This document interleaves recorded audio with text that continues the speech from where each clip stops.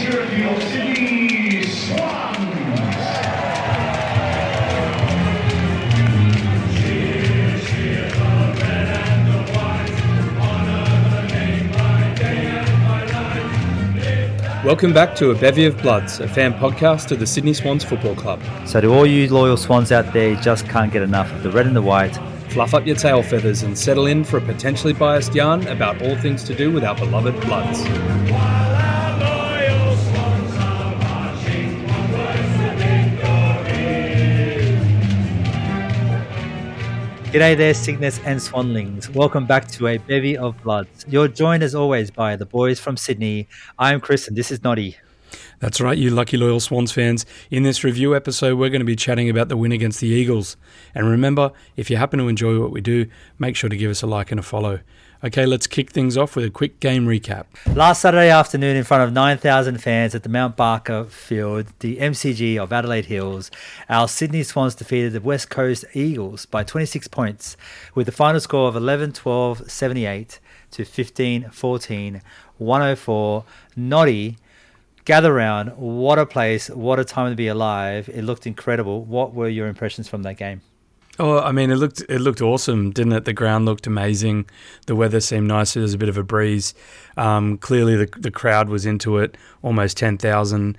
Yeah, I mean, everyone was talking about how good the ground was, as big as the MCG of the Adelaide Hills. I don't know. The one for me, it just kind of reminded me a little bit of the SCG camera angle, except it was from the side, so it was an even kind of trickier angle to watch the game on from the TV. But it wasn't quite centered, I feel, either. So it was like kind of angle. To the right of it, but still like a low angle. But it kind of made that long shot hard to. It was kind of hard to see who the players on certain vantages. But I mean, obviously, it was fine. They had enough close-ups and you kind of follow what's going on. But, I mean, look, other than that, it's gather round, right? Yeah, gather round, people, and I'll tell you a story of how amazing South Australia is. I tell you what, Adelaide Hills those wineries would have got an absolute workout finally. It would have been fun. Schooners of red wine flowing freely. Pints and imperial pints. We're talking about South Australia here. Imperial pints of red wine would have been flowing, no doubt. Goodness. On the game itself, though. Yeah, mate. So obviously we had a lot of young mids. We'll go through it. It was pretty much a game of halves. First half, basically we got beaten, and second half we came out and played a lot better. We didn't take our chances in first quarter. They were legit good in the second. Third and fourth, we came back and played some pretty good footy. But it wasn't the walk in the park that people were expecting, was it? No, it wasn't. And you made crystal clear last week that if we let up and we have expectations of how this is going to be a rollover, we would be surprised. And the only people that weren't surprised that they were competitive were the Bevy, because we pointed this out a bunch of times to say that at the end of the day, they're going to take an opportunity like this to when someone might have their guard down, maybe not on a home turf, at a bit of a gather round situation, a bit more relaxed, go in there, be competitive as hell. No one was really thinking of the Eagles to come up, and they came out firing, and they played as good as they had played in the last year and a half. So, I mean, as we said, any AFL team can play decently, and McGovern was a big part of that, and Harley Reid, of course. How many times they want to mention Harley Reid? Did Harley Reid play in that game? I can't remember because it was incessant. It was like, okay, here's a little bit of a conspiracy theory without notice. Why do the commentators, often, I'm assuming Victorians, they're so quick to announce where Victorians are from when they're playing for a non-Victorian team? The country Victorian playing for West Coast Eagles. It's like these other towns have stolen their sons and daughters, and the great homecoming awaits. It's like, I don't know.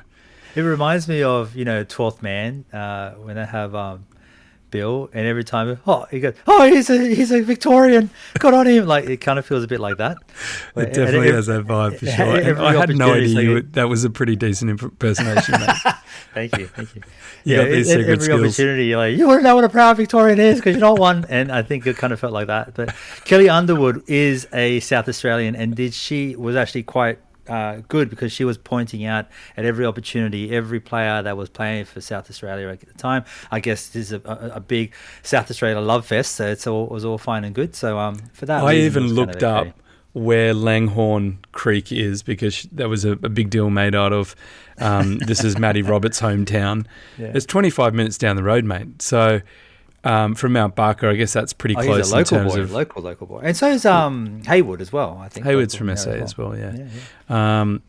Look, one thing I want to say is that the Eagles this year coming into the game, and people might not know this, but they're ranked 6th in the league for clearances, winning clearances. Yeah. Right, they were dead last year. So that's just one off the bat where they're all of a sudden, they're playing, they're doing some pretty cool things, right? So it's only a matter of time before they really upset, teams. And look, to be honest, I was reflecting on this and trying to think about, obviously how I felt during the game. I felt dread in the first half because it was like a mix of those emotions, like, not going to be easy, but you kind of hope that we're going to play well, but they were playing so well and we were struggling to keep up. It's certainly in the second quarter. And then when we came out in the third and fourth, it was like, oh, cool. Got the job done. And we played some good footy. There were some highlights, but at the end of the game, I was like, I'm just kind of glad we won. I didn't want to be a meme, I think. What's that? I didn't want to be a meme. I didn't want this to be like Sydney's a laughing stock for being one of the few teams that could ever lose to the Eagles. And it definitely felt like that in the first half. And, I mean, the bevy chat was going absolutely ape shit because it was like a lot of concern that we were on our way to being a meme. And I was... Yeah, but that was collective dread. You could kind of sitting in our tummies like, shit, are we going to lose to the Eagles? It was that kind of like, this is going to be a really bad weekend. But I mean, look, rewatching the game, they were competitive. Like, don't get me wrong, we left the door open because we didn't kick straight in the first. I think we kicked like 30-something%. Oh man, they were so gettable as well. It was like how many? We had 9 set shots and only kicked 3. Yeah, that's another point, mate. We are. I think we're quite low in that ranking. I read it somewhere. Really? I don't know where it's gone, but that's okay. Let me look for it. I'll go. It's a real issue for us this year. Like we're really not converting our set shots. Like we're obviously making up for the fact that we've got a lot of avenues to goal. We're getting a lot of shots on goal, which is positive, but we're not banking our set shots. And that's going to come back and bite us certainly at some point in the season. But I saw that first quarter. I mean, I think Steve-O made the point, if we'd actually kicked those gettable set shots, then, it's probably 36-0. Yeah. Potentially. Yeah. Or sorry, they put on a stack of pressure, right, which led to that first goal from Reed. Their pressure rating was like 240 or 2,000. Infinite as far as we're concerned. It went off, literally went off the chart. Through the roof, right? Yeah. And so like they would do. So we were talking about this, right? The copying the Tigers game plan. So did they copy Tigers game plan? Are we tired from such a great start, or was it Don Pike having a bit of a factor here, like Stewie Dew with the Suns previously? So I don't know, good mate. Question, mate. I think it's for this kind of gameplay where you're reliant on the skill sets of the players. So we're reliant on guys who have super sharp kicks, even the guys who are around the ball. You're looking at Heaney, you're looking at Chatty. They're expected to nail their kicks as well as being inside. And when you put a fair bit of pressure on the other users as well, the outside ball users, Juzzy, your Gordons, Ollie, Blakey, you're going to find that applying the pressure in the right place is going to have a lot of effect. And it's no secret of who our sharp users are. So it's a good question you ask, because I don't really know whether this is something that's hard to do. Like the pressure is hard to apply. Like the tactic is hard to apply for against Sydney. But I think we have a way around it because we can always play that second way. And I guess that's what you're saying there with Pikey. Like, do we have something to fall back on if we're not able to get the ball rolling forward with speed, with the quality of ball use that we normally would have at a halfback? What do we do thereafter? What is our second game plan? I didn't see us needing to necessarily run off one in this game, but some other teams who can apply that pressure a bit better might be able to do that to us. Yeah, Polly made the point that obviously it was such a big thing last year that us running out of steam in games. It seemed, and especially with the way that this year has started, where it's been pretty close in the first half, but we've then managed to sort of kick away in the third or the fourth or combo of both. I don't know if that would be a conscious thing, as in just sort of stick with them in the first half and let's really expend our energy in the second half, or it's just happening organically. I don't know. After it was, as I said, the dread was there. I was looking for YouTube clips, like coaches spraying players because they're not playing well enough. And Tommy Radonicus came up. I was like, yeah, that'll do. I saw that, mate. Because I'm a Campbelltown boy myself, and I remember the Radonicus days and just that absolute meathead NRL days. We better explain this for the out of towners. You're right. So Tommy Radonicus was the coach of New South Wales State of Origin team, as well as the Western Suburbs Magpies, back in the heyday. This is rugby league, yeah. Rugby league, late 80s, early 90s, I'd guess that. And when back in those days, it was like you hit your mate with a schooner to wake him up, kind of thing. That was fucking hardened days. And Noddy found this fantastic clip of the players just basically punching on before the game started to get themselves kind of wired up for the game, suggesting that's what we needed at halftime. Just a good old-fashioned Tommy Radonicus session. Just get in there, slap each other, wake up, let's play. I found that thing, mate. It wasn't 9 set shots on goal, in the first quarter. It was 9 shots. I think actually, we are ranked 9th at the moment. Only scoring 50% of our set shots on goal. So I guess dead middle, 50%. You'd probably want a little bit more, but obviously we're kicking a lot of goals and we're kicking a lot of behind, so that's a positive anyway. So anyway, mate, I don't know. We just keep going back to the fact that the Eagles were legitimately good for a whole quarter. Certainly the second one that they won their first quarter this year. I don't know when the last time they won a quarter was last year. I didn't go back, but you have to give it to them. I mean, and credit where credit's due. Harley Reid did play well, but so did Yo, and so did Jimby, and so did Tim Kelly. I think we did a bit of a job on Tim Kelly. Did you see a bit of attention there from us on Tim Kelly? I did, yeah. And then when he started getting loose again in that second, I think they sent someone over to him again. I think Robbie had a job on him. Kicked a very good goal at the end of the game, just off pretty much a couple of steps. I mean, he is Chilean, so for any of the listeners out there, I am Chilean background, and he is the only Chilean in the game, so I have a little bit of a soft spot for him. So he's basically your favourite player outside of the Swans. Yeah. Let's be real here, mate. You're like, every time he touches, like, he's Chilean. He's so cool. You know what? That guy should play for the Swans. There's not many Chileans in South Australia, in Western Australia, to be fair. They're all in the west of Sydney. So he's a good player. He's a very good player. And obviously the Eagles went all in for him, right? And three first round picks or whatever it was to get him out of Geelong, and he's so classy, that's coming to bite him in the arse now. And then there's talk of priority picks and stuff. But I mean, that's digressing a bit, obviously away from the game review. But yeah, I mean that just shows the respect that you have for a player like that. You really have to watch him.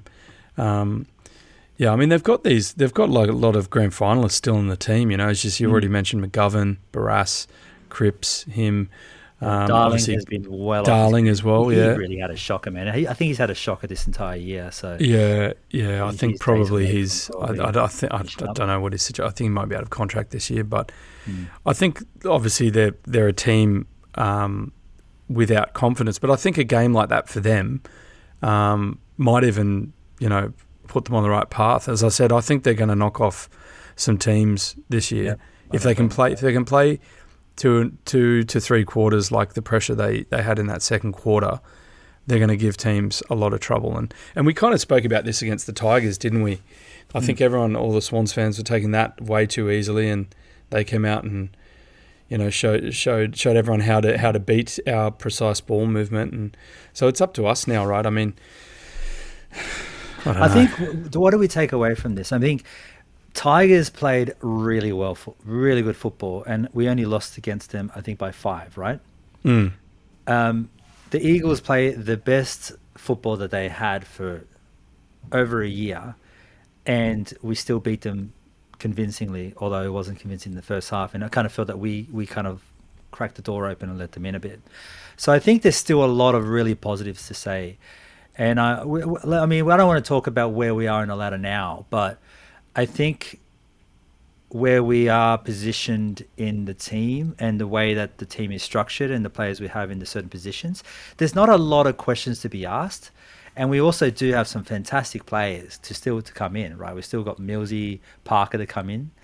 So we still have so much to go. And we haven't been hit by too many. I mean, we've been hit by injuries at the beginning of the season before we even started. But where we are now, we've been in a pretty good place. So Rampy out is a big one. I still feel we're missing a cool head in the back line there. We're missing that person who knows when to go deep, when to come up, when to assist, when to contest.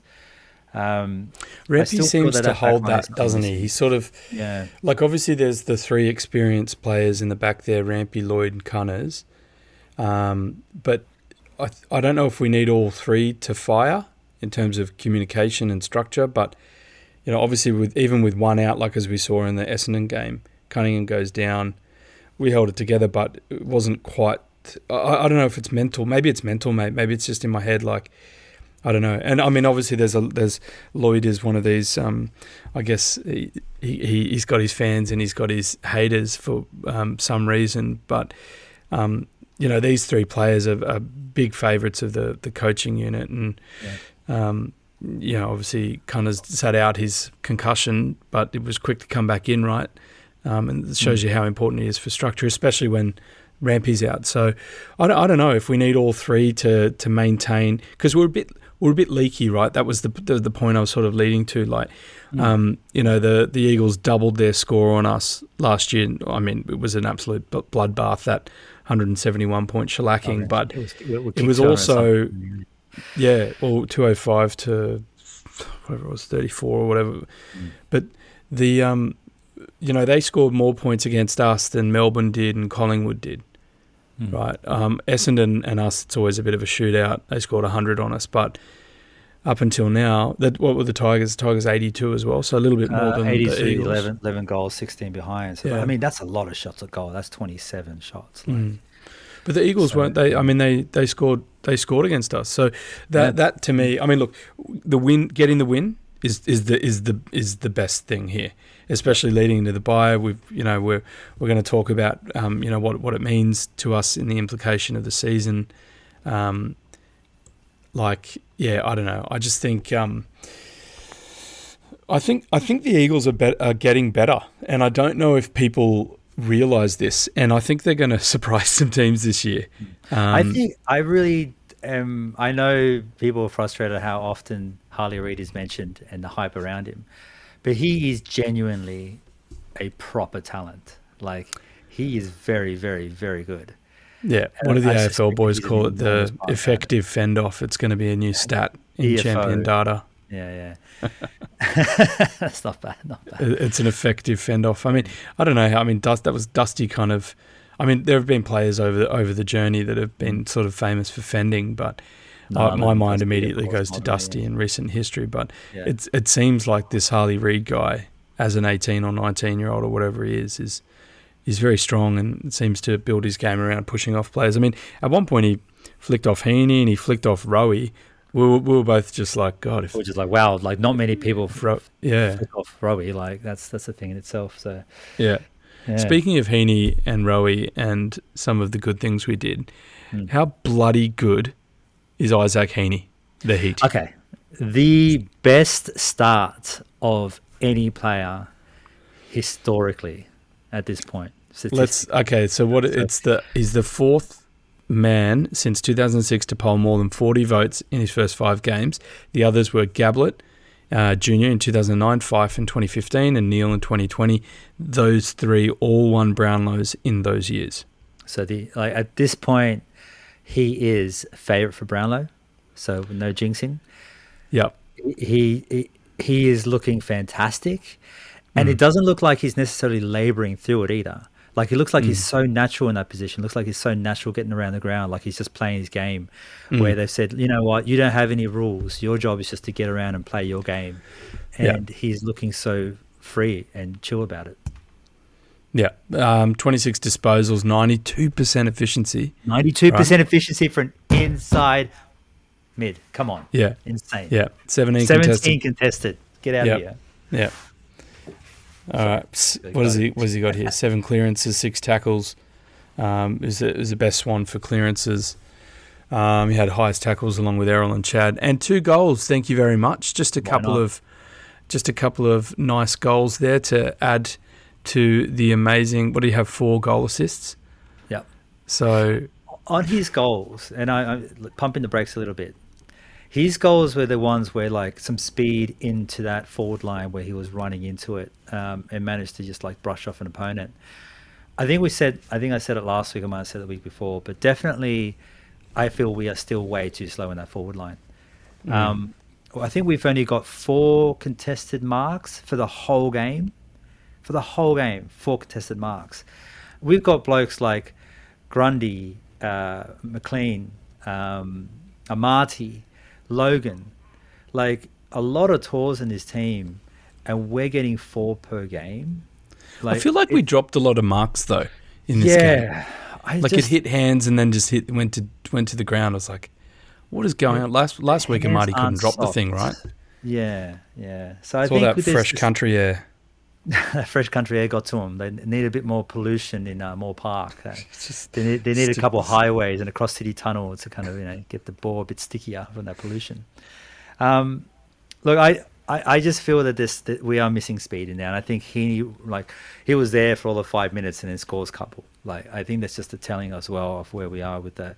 I would like to see us go a little bit smaller, and if it goes not necessarily to a small but to a mid-size forward, I'd like to see a little bit more of that. To be fair, I guess we don't have too many other options in there, but especially with all the Wicksgate shit going on. Wicksgate. Yeah.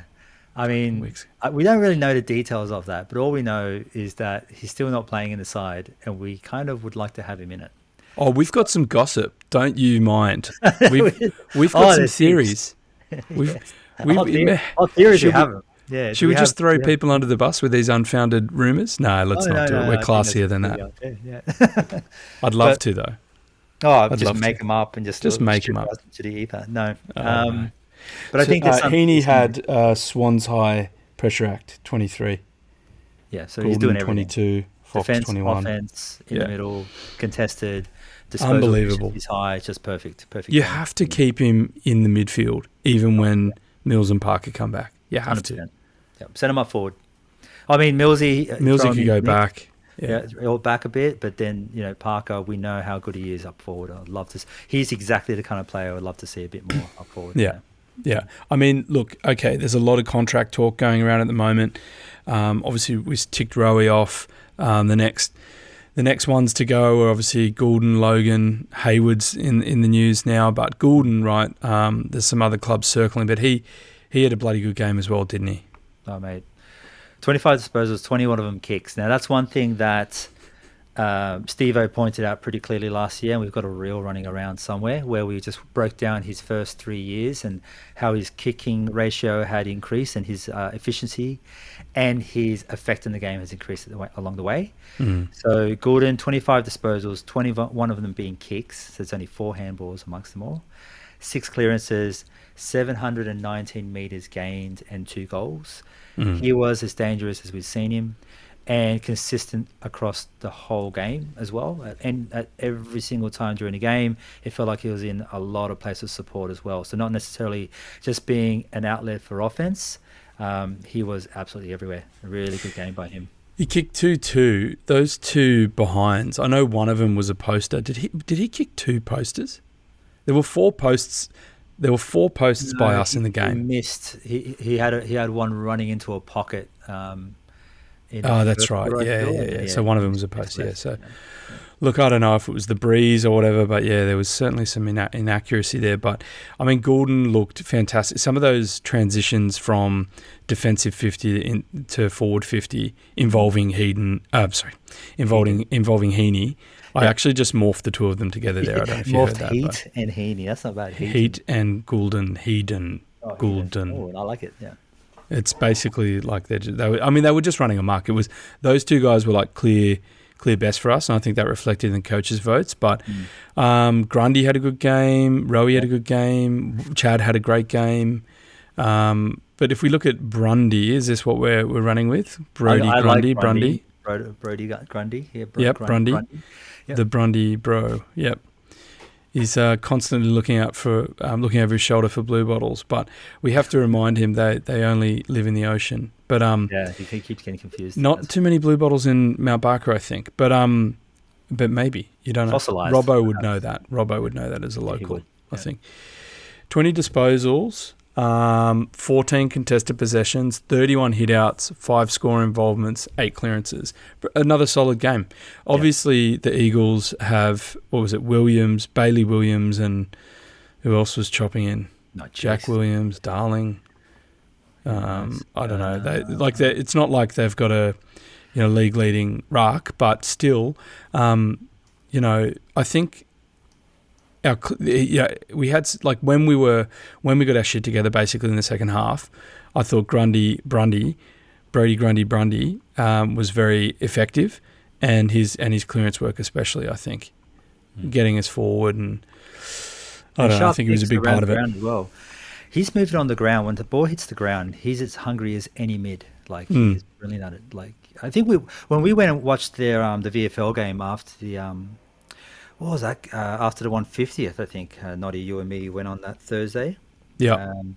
We watched the game. What really impressed me in seeing him super close was just the speed that as soon as the ball hits the ground, he's crab running, getting down the ground and doing a little bit of a crab run sideways to get to the ball before the other ruckman's even starting to bend over. So I think that's a massive skill set, just his speed to get down to the ball, and he really showed it, and he's just getting more touches off the ball that way and being more effective in getting the ball out to the outsiders. So yeah, super good. I mean, he hasn't kicked his first goal yet, has he? I don't think he has.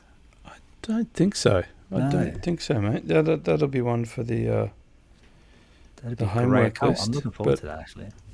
But yeah, look, obviously speaking of first goals for the club, Adams. Yes. Bloody good. I think he came in and had a pretty good game, mate.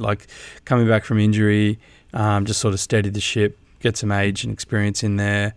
He didn't, set the world on fire, but kicked, he kicked 2 goals? 1 goal, I think. 1-1 or something like that. With him, you're right.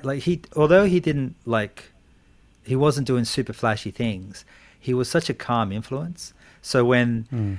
the ball had just been churning itself up. It came up to him. He popped his head up and just kicked someone, hit them right in the chest, only 20 out. And it wasn't a fancy kick. It wasn't going some insane kick that Blakey would be able to do through the corridor or anything. It was just settle the ship, hit that guy in the chest, and then work it out from there. He just seemed to be under the firing line. He's just really sharp. And that's a leader. And a guy with a lot of experience, you kind of want that in the game. So, yeah, super happy. Hoping that he gets way more game time because I think so, mate. I think so. Yeah. If he's got that, I mean, he's bringing so much to the team. The rest is just going to be form and hopefully a good run of health. But especially while we still wait for Parker and Millsy and co to come back. But look, I don't know, there were a few stats that we could talk about, but really for me it was just the Eagles' pressure and then our ability to get above that, work hard to beat that in the second half. So yeah, I don't know. Missed opportunities in the first quarter. They played really well in the second, and then second half we did some more of that typical Sydney stuff. That sort of really nice ball usage and all that sort of stuff. I don't know. I did read somewhere that we'd only lost like 6 one-on-one. Where was it? One-on-one defensive things so we're like ranked third in the league. But yeah, I don't know. I mean, it wasn't as if they had like Lynch, who was like huge for the Tigers last week, right? So as we already touched on Darling, did do a who's number on us, and but he's going to do a number in any team because he's brilliant. So yeah, I mean, he did get his teeth knocked out, right? Was that McGovern? That was bloody hilarious. Jesus, he just hands the trainer a couple of teeth. Yeah. So, wasn't there a boxer who knocked Mayweather's teeth, and then he put it on a necklace? Yeah, so one of the boxers fought Mayweather, knocked the tooth out, and then someone saved it, and he made a necklace of it. I wonder if that trainer's going to do the same thing for McGovern. Who was it that he ran into? Was either Rowie or Gordon? I don't know. I didn't. I saw the close up of him, and then him go to his mouth and then hand off passing a couple of Tic Tacs over. Yeah, it's Campbell. So I feel Campbell's owed a necklace at this point. Campbell, mate, just quickly, question without notice. Please. And this is, we might talk about this today, or we might talk about it next week. There's going to be a big squeeze on for positions when some of these other senior guys do come back. What is Braden Campbell's best position?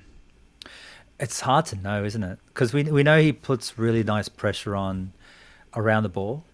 We know that he can kick a good goal. He's got a great boot on him. And he doesn't necessarily need to be in the 50. We've seen him kick ones from like 70 on the line. But he's also a sharp kick, so having his ability to be in the back line is really good. I don't know. This is really tricky. Do you think the coaches are not sure either, so they just keep throwing him half forward, half back, like one after the other to see what happens and see where he's more natural? Or are we doing him a disservice by not plugging him into a spot?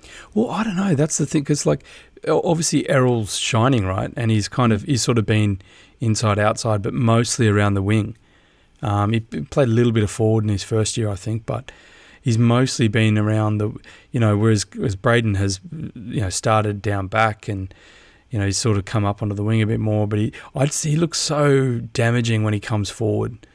He's just got this unbelievable goal sense, I think. Yeah.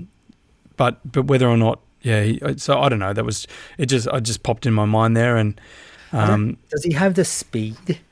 Like he doesn't. I don't think his speed is his skill set. So I don't know. He would be able. He looks like he should be though. He's kind of stocky, but he's kind of small, isn't he? He's got the look of a speedy guy. Yeah, I don't know. It's a good question. Anyway, mate, let's we'll watch with the keenness, obviously. But let's kick on. Very quickly, Bob Medal. I know a lot of people kind of touch base about what we should do there. It is our equivalent of Bob Skilton medal, 3-2-1 points, of course. Everyone knows the spill.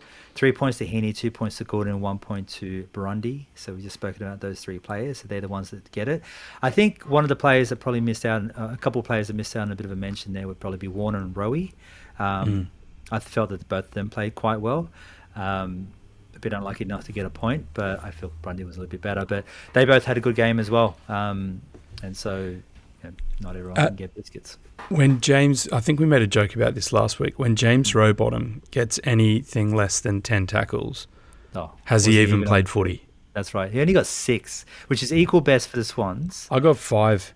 I've got 5 sorry, you're right. Sorry, Chad and Errol and Heaney all got 6. You're right. Yeah. And 5 for Rowbottom. So I think I wouldn't want to go back and see when was the last time that Rowbottom didn't get first place for tackles in the Swans. I know it happened once this year, but it's not very often. So. And how many missed tackles on Superman Harley Reid were because he's maybe all those not all the fend-offs, certainly they weren't all on Rowie. Greatest country Victorian to ever play the game. Oh my God. it's just going to get worse and worse, mate. Yeah. But good on him. He's clearly a good player. I mean, let's kind of crank on, mate. Look, Yep. the game is solid. We're pretty happy. I mean, we're happy with the win. I mean, one of the things you mentioned against the Tigers was, would you be happy with the win, even though the way we played? And we came out to the conclusion, yes, we would. Just take the win. Yep. This is a little bit like that, although we did definitely shine in that second half, showed our style of play, and I was quite happy the way it went. We are coming in equal first on points, but third in for and against. And we are hitting our bye week this week. So no footy this week. There is footy this week. We'll talk about that in a moment. But no AFL for the Swannies this week. Noddy, how do you feel we've gone up until this point? Like the marker up until now, A, B, C, or D mark for the Swannies at this point? Mate, I think off the cuff, I think it's got to be somewhere near A, right? Clearly, we've played patches of amazing footy. If you'd asked me at the beginning of the season, from the first 5 games, would you be happy with 4-1, knowing who we were up against? I'd have been like, yes, sir, take my money. Yep. Not that it was a bet. I don't know. I'm just handing the stranger money for no reason here. But anyway. if they said you want 4-1 or 3-2, I'd take 4-1, right? So I don't know. I think we've set ourselves up so well. Obviously, we've got the bye in round 5. It's one of 2 byes we have this year. Next one will be in round 12, right? So we've gotten through what looked like a nightmare start to the season, sitting pretty well. Obviously, it would be fantastic if we were 5-0. If we'd managed to pinch that from the Tigers, but obviously, we weren't lucky there. But still, 4-1 is bloody good, and. I think, if you think of it in blocks of games, we got through that really, really well. We're going to have a reset. And then the next 6 games from round 6 to 11, we play 4 teams who are currently in the top 8. So GWS, who are first, that's at home. Freo, who are 7th, that's away. Carlton, 4th at home. Western Bulldogs, 8th away. Now, of course, over the next few weeks, this can chop and change, but currently that's where they sit. The 2 teams that aren't in the top 8 are the Suns and Hawks. And they are competitive. They're competitive, and they've caused us trouble in recent times, right? This to me is as hard a block of games as that opening 5. Yeah. And I think that this is the one that's going to set up the season. I have looked at the remainder. There's maybe... I tried to break it into three blocks of 3. I don't know how the Swans do it, but mentally they'd sort of chop it up and say, okay, guys, this is the next month or so. These are our games. This is what we're trying to achieve. The next block of 6 is critical to the season. I mean, every game's critical, right? But I think the mental, I guess they'll be resetting and refreshing first with the bye, but then they'll be going through this and going, okay, look at this next chunk of games, look at where we are, look at who we're playing, where we're playing them, how they're playing, how we can beat them, what we can do better. So yeah, I like the next chunk of games is like really is like kind of all I can think about at the moment. But and just keeping in mind as well, like we did this without Parker and Millsy, 2 of our mids that were at the time our inside mids, the ones that we were looking to drive that centre. And Gussie Sheldrick, I think, would probably be there. That's a great point. In some, you know what I mean? Like if it weren't for that bloody finger or something, frustrating for him. But look, yeah, I think, and this is a point we've been talking about in the group. So we mentioned Wicksgate before. It's hard to see him coming back. If he sat out 2 weeks in a row and there's no physical issue with him, then clearly there's a rift still or something going on, right? I don't know. So, but if you've got Parker and Adams playing that role of small forward, then I don't know. I think it's going to be tricky for Wicks to come back in. Sheldrick could also do that as well. I agree. And even Taylor Adams, as we know, is likely going to be spending a bit of time up forward as well. Yeah, Parker and Adams, I think. Yeah. So, I mean, Parker, Adams, Millsy kind of filling up in the mids as well and going back a little bit. There's some serious selection questions to be asked. I guess it's really good that we managed to blood one on the way in at this point in the season because we don't know when that necessarily might happen again. You're talking about Mitchell? Yes, exactly. Mitchell. Yeah. Really Corey happy Warner's about, had a couple of games as well. Yeah, yeah. But I mean, yeah, we still got a few AFL level guys that can come in and step up as well, in backline and forwards as well. So, but for mids wise, we kind of have everyone there, bar those two. So I think we're in a pretty sweet spot as well, if given what we've been managed to kind of showcase alongside with the injuries we've had. So pretty happy with the way we are. So anyway, a week off, it's kind of nice. I think the guys are kind of neat, especially given that they had to come into the game, into the season a little bit earlier with this, I don't know, round zero, opening round buggery that they decided to run with. Opening round. And on gather round and opening round, and you know, we on the group chat there was someone had found documents that had been leaked by the AFL, and we weren't sure if it was a hoax or not, but it sounds like it's hit the media today that the AFL plans to do 3 gather rounds from 2028 when the Devils join the league. So opening round will be in Victoria and Tasmania, and then there'll be a gather round in New South Wales, and then a gather round in either SA or WA, to align with different times of the year, like school holidays and stuff like that. I just find it weird. Like I understand the success of it because it's once a year and everyone heads over to Adelaide. I just find it funny that we're going to like have 3 of them. Isn't that just like regular seasons? Yeah, I don't know. I mean, if they can put that much energy into this sort of stuff, then surely they can figure out how to adjudicate bring in another team and create a competition that's basically more equitable than the one that exists at the moment. I think they're just distracting us with shiny lights. That'd be a decent start. Sorry? Or just work out what a head high is at this point. Like, well, I mean, there's a lot of effort going into this. I mean, just working out whether some things are behind or not would be a good starting point. Well, yeah, I think they're working on that as well. There's some they trialled chips in the balls in the preseason, so that might come into play next year. But yeah, look, I don't know. I mean, there was a good point. Like, I think, you know, someone made the point, would Sydney siders go and watch Fremantle and Carlton play? I don't know. Maybe not. I mean, if I was a gather round, I'd be going to every single game. Yeah, I mean, I think if you're a footy fan, you'd buy into it. And I think I think they're taking the view that, you know, the more you do this, the more it'll have like a positive snowball effect, right? But yeah, look, they'll do what they want to do, right? These guys, and they'll think it's I mean, you know, the expansion cup is finally. The expansion cup. Well, like, money talks, bullshit walks. If gather round's making them good coin, then they're going to keep just flogging the living daylights out of it until it doesn't make them coin anymore. So I'm no surprise. I guess that's where we are with it. Mate, let's talk about very quickly, and I'm not super across it, so I'll pass over to you. The thing happening with Finlayson. Right, so Finlayson gave out a homophobic slur during the game against the Bombers on the weekend. It was picked up by the umpires. The umpires were notified. I think the umpires notified the AFL. So did the Dons, and Finlayson himself then apologised for it during the game at 3/4 time, I feel.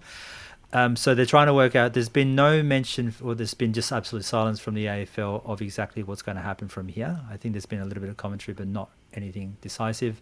So I think from the Bevies' perspective, a slur is a slur. This is something that should be punished, and should be punished consistently. So I don't think that the AFL knows what they're going to do with this. And as Damien Barrett said, we keep walking past these moments, and he was referring to making a stand, or at least saying something about what our position is. The AFL is really good at just forgetting to have a spine. So let's find out what happens with it. But yeah, from our perspective, let's adjudicate these things. Let's punish these things accordingly. We want to get this out of the game. It's just not appropriate in 2024. Good stuff, mate. Agree. So I think there's been, by the time the Swans and the Giants play again in Sydney, there'll be something like a month of no footy in Sydney. And as Polly pointed out, there is footy in Sydney. There will be a VFLW game at Henson Park this Saturday at 1 p.m, playing against the North Melbourne Kangaroos. Is that right? Yes, that's right. Yeah. So the Swannies girls who are playing, what is this, like a pre-season for them? Yeah, basically we ran out a good chunk of the AFLW team and hard runners, which really showed that they actually did a number on the Bulldogs this last weekend. So yeah, they're effectively treating it like a pre-season kind of a run on as well. Yeah, nice. So I think you and Paulie will head to the game. Oh, 100%. We'll be there. So Polly and I will be there. We'll be at the pub likely beforehand. So if you want to come and say hello, by all means, come and say hello. AFLW, VFLW in this instance is always a great run for the fam. So should be good. Stuff. Awesome, mate. I'm just checking the diary. I'm pending, but I'd Pending. love to. Noddy is love to get there. pending. But you can't miss us. We're very recognisable. So come and say hello if you are there. We're always willing to have. Always good to have a beer and talk about football for days on end. One thing, our own Swans superfan Sam, otherwise known as Swam, met up with the Errol Fan Club at Gather Round and did a great little interview with them. They were pretty fun. So shout out to them. Crackers, really good for them to get out there. They were a lot of fun, and I know there's about 1,000 Errol fan clubs out there, maybe a couple of Flan clubs as well. But yeah, they were kind of fun. So yeah, if you do see Sam when you do go to any of these games, in particular away games, and you're looking for a friendly Swans face, make sure to say hello. He would love to talk to anyone that's out there. Absolutely, he rips it up every halftime for us. Halftime report, legend. Absolute legend. Well, look, that does bring us to the end of the episode. Thank you for listening in all the way to the end. If you made it this far, hey, Noddy and I have done something pretty good. So please give us a like on whatever platform this is on, and go find us on your favorite socials. Chances are you're going to see some fun stuff. Otherwise, make sure to keep an eye out for more content during the week. Even though we've got the bye, we'll be putting some stuff out, and I've got a few thoughts rolling around about a trade period summary. Or a trade summary rather, out of contract players and other targets that we're looking at. So hopefully I'll get that out sometime next week. And as always, we look forward to seeing you wherever you are. We'll see you at Henson Park at the VFLW this weekend. But until then, up the Bloods and can you Swannies!